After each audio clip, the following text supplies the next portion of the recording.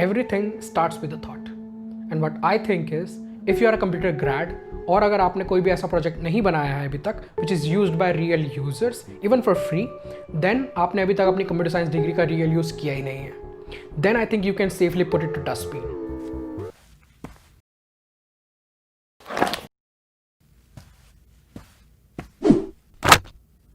But I don't want to do that because I love my computer science degree.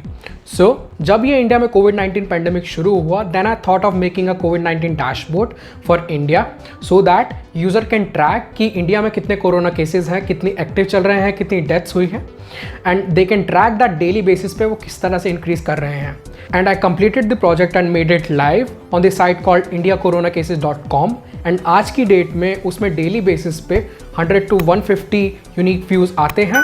ये number सुनने में थोड़ा कम लगेगा, पर seeing that I have not spent any amount of money in promotion and seeing that there are other sites as well which kind of provide similar kind of stuff, so seeing all that I think this is a pretty decent number. इस project में मुझे about 5 to 6 hours invest करने पड़े, but actually it took me about 2 days. But considering that I have most of the time procrastinating, so मेरे ख्याल से I think I have just invested 5 to 6 hours to complete this entire project. Initially मैंने ये सोचा था कि मैं आपको पूरा एक ट्यूटोरियल बना के दिखाऊंगा that how to make this project, but मैंने कई सारी वीडियो सिमिलरली देखी and I thought that these kind of videos are kind of boring. So I thought of making this video just to explain that how I created that from a higher level of perspective. इस video में मैं आपको वो सब बताने वाला हूँ कि क्या मैंने टेक्नोलॉजीज़ यूज़ करी, क्या चैलेंजेस मैंने फेस किए, what all researches I have done, project design क्या था, and everything about the project I will explain in this video. So इस प्रोजेक्ट में जो मैंने टेक स्टैक यूज़ किया है वो है Python, Django on the back and, और फ्रंट एंड पे मैंने यूज़ किया है HTML, CSS, angular and bootstrap, और डेटाबेस के लिए मैंने पोस्टग्रेस यूज़ किया है. सो इस प्रोजेक्ट पे काम करते टाइम जो पहली चीज़ मेरे दिमाग में आई थी वो ये थी कि मैं अपना डेटा कहाँ से उठाऊंगा. मैंने इंटरनेट पे काफ़ी सर्च किया ऐसी वो वेबसाइट देखने के लिए जो डेटा फ्री में अवेलेबल कराते हैं to let me download using programs, but ऐसी कोई भी वेबसाइट मुझे नहीं मिली. Then I tried searching for any free API services जो मुझे कोविड रिलेटेड API प्रोवाइड करा सकते थे. फिर मुझे एक कमाल की वेबसाइट पता लगी जिसका नाम है रैपिड API. इस वेबसाइट में already hundreds of API present है, इवन फॉर फ्री वाले में कुछ नंबर ऑफ हिट्स का लिमिट होता है, बट इट्स फाइन. सो अब मैंने सर्च किया जो मुझे चाहिए था, कोविड-19 रिलेटेड APIs. इसके अंडर मुझे कुछ कोविड-19 रिलेटेड APIs मिले जिसमें से मुझे ये पर्टिकुलरली पसंद आया क्योंकि ये मेरी नीड को सूट करता था, क्योंकि मुझे चाहिए था स्टेट वाइज कोविड-19 डेटा.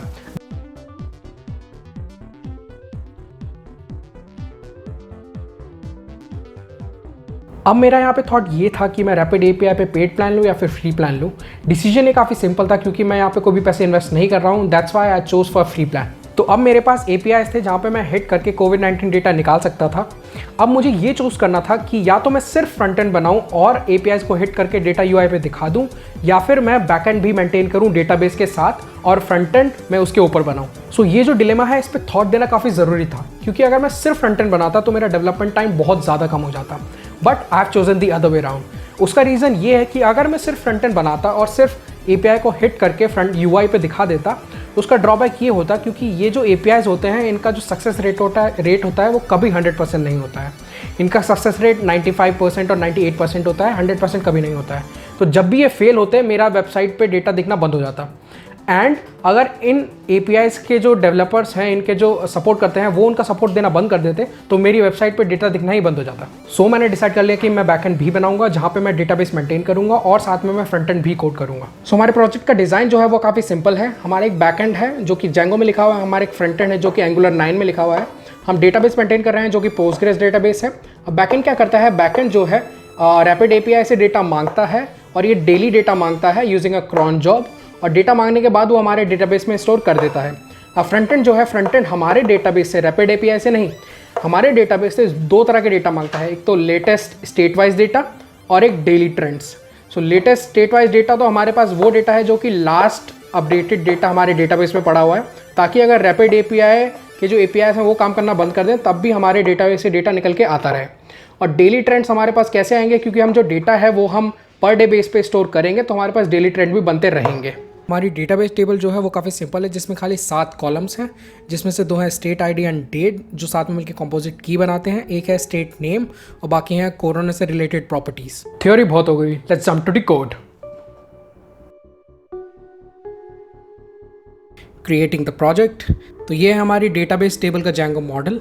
इसमें जैसे कि मैंने बताया सिर्फ 7 कॉलम्स हैं, जिसमें से स्टेट आईडी एंड डेट हमारा जो है कंपोजिट की है।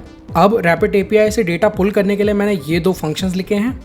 इसमें से ये जो फंक्शन है ये क्या करता है, ये डेटा को डेटाबेस में सेव करता है, और ये जो फंक्शन है ये क्या करता है, रैपिड एपीआई से डेटा को पुल करता है।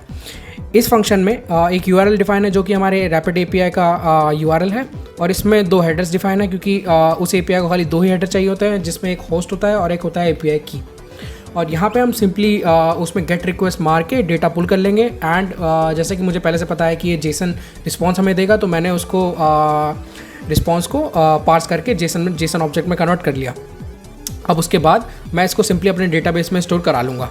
अब हमने डेटा तो पुल कर लिया रैपिड एपीआई से एंड अपने डेटाबेस में भी स्टोर कर लिया, पर अब नेक्स्ट स्टेप ये है कि हम अपने फ्रंट एंड को किस तरह से सर्व करेंगे। फ्रंट एंड को सर्व करने के लिए मैंने 2 एपीआई एंड पॉइंट्स क्रिएट किए हैं अपने Django बैकएंड में। सो पहला एंड पॉइंट जो है वो लेटेस्ट स्टेट वाइज डेटा देता है, दूसरा एंड पॉइंट जो है वो डेली ट्रेंड देता है। अब जो लेटेस्ट डेटा का एंड पॉइंट है उस पर डेटा सर्व करने के लिए हम डेटाबेस से कुछ इस तरह से डेटा निकालते हैं, जिसमें हम लेटेस्ट डेट पहले फाइंड करते हैं using the order query and finding the last element. Then उसके बाद हम उसके सारे के सारे एलिमेंट्स निकाल लेते हैं where the date is the latest date. तो अभी ये देखते हैं कि जो डेली ट्रेंड एंड पॉइंट है वो हमने किस तरह इंप्लीमेंट किया है। इस एंड पॉइंट पे हम 2 पैरामीटर लेते हैं, एक होता है स्टार्ट डेट, एक होता है end date. Start date end date हमें ये डिफाइन करता है कि किन 2 डेट्स के बीच में हमें डेटा पुल करना है। और डेटा पुल करने के लिए आप जैसे देख सकते हैं हमने ORM को यूज़ किया है, Django ORM। यहाँ पे हम यहाँ पे ये डिफाइन करते हैं कि मुझे डेटा चाहिए इन 2 डेट्स के बीच में, और मैं इनको ग्रुप बाय कर रहा हूँ डेट्स को लेके, क्योंकि आपको अगर याद होगा कि हम जो डेटा स्टोर कर रहे हैं वो पर स्टेट यूज़ कर रहे हैं, पर हमें डेली ट्रेंड में नेशनल वाइड डेटा चाहिए। तो हम क्या करेंगे, उसको ग्रुप बाय कर देंगे डेट पे, ताकि वो हमें हर एक दिन की समड अप नेशनल लेवल पे डेटा दिखा दे। और यहाँ पे सारे के सारे जो रिक्वायर्ड हमारी कोरोना से रिलेटेड इंडिकेटर्स और प्रॉपर्टीज़ हैं उनको हम सम कर देंगे ग्रुप बाय डेट। सो जो फाइनल क्वेरी निकल के आएगी वो कुछ इस तरह से होगी कि select these properties from this table where the date is between start and end group by date. So front end पे मेनली सिर्फ मुझे 4 चीज़ें बनानी थी excluding styling. First is the tiles, जहाँ पे मैं नेशनल लेवल डेटा दिखाऊंगा समड अप करके latest data. Second is the map, ताकि मैं डेटा को मैप पे प्रोजेक्ट कर सकूँ इंडिया के मैप पे। Third is the area graph, जहाँ पे मैं डेली ट्रेंड दिखाऊंगा। And the last is the data table, जहाँ पे मैं स्टेट वाइज लिस्ट दूंगा, जहाँ पे उस स्टेट वाइज लिस्ट में कोरोना केसेस और एक्टिव केसेस डेथ्स होंगी हर स्टेट के कॉरस्पॉन्डिंग। इन चारों में से टाइल्स और डेटा टेबल को बनाना काफ़ी ईजी था। टाइल्स को मैंने सिंपल HTML div टैग के थ्रू बना दिया और CSS से स्टाइलिंग लगा दी, और टेबल्स बनाने के लिए मैंने टेबल टैग यूज़ किया और सॉर्टिंग के लिए मैंने एंगुलर का यूज़ किया। नाउ एरिया ग्राफ बनाने के लिए मैंने एक एक्सटर्नल लाइब्रेरी का यूज़ किया जिसका नाम था अपेक्स चार्ट। ये लाइब्रेरी काफ़ी ज़्यादा पावरफुल है और उसको यूज़ करना भी काफ़ी सिंपल है। इस लाइब्रेरी में आपको कई सारे टाइप के चार्ट मिल जाएंगे, जैसे आपको लाइन चार्ट मिल जाएगा, बार चार्ट मिल जाएगा, पाई चार्ट और बहुत सारे चार्ट मिल जाएंगे आपको। और इसको इंस्टॉल करना भी काफ़ी सिंपल है, और इसमें आपको ये भी बताया जाता है एग्जाम्पल कोड के थ्रू कि इसको किस तरह से यूज़ करना है। तो मैंने ये लाइब्रेरी यूज़ की और चार्ट बना दिया। It's very simple to use and you can also try it. So now comes the toughest part of this entire project कि हमें इंडिया का मैप लगाना है। Then I search on the Google कि ईजिएस्ट वे क्या है angular में India का मैप लगाने के लिए जिस तरह से मैं चाहता हूँ। सो जो पहली चीज़ मुझे मिली वो थी गूगल का जियो चार्ट्स। इसको यूज़ करना काफ़ी सिंपल था and I was very happy कि मुझे ये मिल गया without any much of effort. But later मुझे ये रियलाइज़ हुआ कि जो इसमें इंडिया का मैप है वो आउटडेटेड है और इसमें जो स्टेट है Telangana was missing. Then I started looking for another solution. फिर मुझे एक लाइब्रेरी के बारे में पता लगा जिसका नाम था data maps, which is kind of dependent on D3। अब ये जो लाइब्रेरी है इसका जो बेस्ट पार्ट है वो ये है कि आप यहाँ पे टोपोजेसन पास कर सकते हैं और आपकी टोपोजेसन के बेस पे ये मैप ड्रॉ करेगा। तो बस मेरा इशू ये था कि मुझे लेटेस्ट टोपोजेसन चाहिए थी जो कि मुझे काफ़ी आसानी से इंटरनेट पे मिल गई। तो मैंने लेटेस्ट इंडिया की टोपोजेसन उठा के यहाँ पे पास करी इस तरह से, जो कि काफ़ी सिंपल था, और इसने लेटेस्ट इंडिया का मैप मुझे ड्रॉ करके दे दिया। पर प्रॉब्लम अभी ख़त्म नहीं हुई थी। प्रॉब्लम ये थी कि मुझे इस मैप को रिस्पॉन्सिव बनाना था और इस मैप को responsive banana using CSS was very difficult. पर फिर मुझे ये पता लगा कि ये जो फंक्शन है ये फंक्शन डिसाइड करता है कि उस मैप का साइज़ कितना होगा। Then I had to pass dynamic parameters depending on the size of screen to this function to adjust the size of map depending on the screen size. जैसे ही मैंने इसमें डायनामिक पैरामीटर्स पास किए depending on the screen size, जो मेरा map था वो responsive हो गया और मेरा मैप फ़ोन में भी जब खुलता था तो वो अच्छा लगता था। तो इन सब को करने के बाद और थोड़ी सी और स्टाइलिंग करने के बाद मेरा कोडिंग पार्ट सारा डन था। मेरी सिर्फ एक ही चीज़ रह गई थी कि मैं अपने साइट को कहाँ पे होस्ट करूँगा। मेरे को एक ऐसा क्लाउड सिस्टम चाहिए था जो कि डेवलपर फ्रेंडली हो और वहाँ पे कोड को डिप्लॉय करना काफ़ी ज़्यादा फास्ट, काफ़ी ज़्यादा ईजी हो। तो मैंने Heroku को चूज़ किया। ऑल्दो Heroku जो है AWS के ऊपर बना हुआ है, पर ये काफ़ी ज़्यादा फ्रेंडली है। Heroku पे अपनी ऐप को डिप्लॉय करना काफ़ी ज़्यादा आसान है। आप इसके वेब कंसोल में जाइए, एक ऐप क्रिएट कीजिए। आप जैसे एक ऐप क्रिएट करेंगे, Heroku एक प्राइवेट गिट रिपॉजिटरी क्रिएट कर देगा अपने सर्वर पे। आप उस गिट रिपॉजिटरी को अपने प्रोजेक्ट के रिमोट में ऐड कीजिए, फिर आप एक Heroku CLI को इंस्टॉल कीजिए। फिर आप जैसे ही उस रिमोट में अपना कोड पुश करेंगे, आपका कोड डिप्लॉय हो जाएगा आपके सर्वर पे और आपकी साइट लाइव होगी।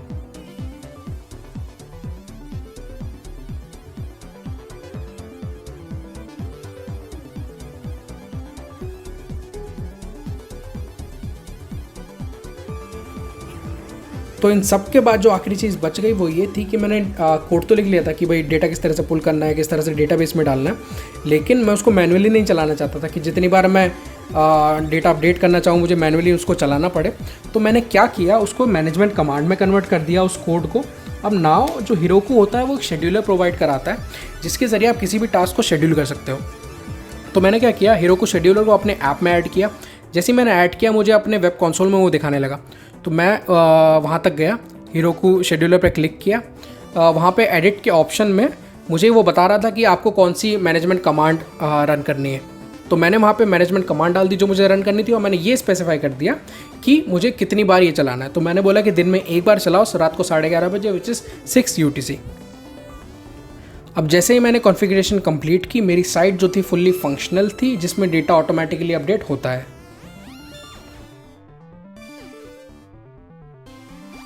And that's it. इस तरह से मैंने बनाया अपना कोविड-19 डैशबोर्ड फॉर इंडिया, जो कि अभी लाइव है और उसे रियल यूजर्स यूज कर रहे हैं जस्ट इन 5 आवर्स।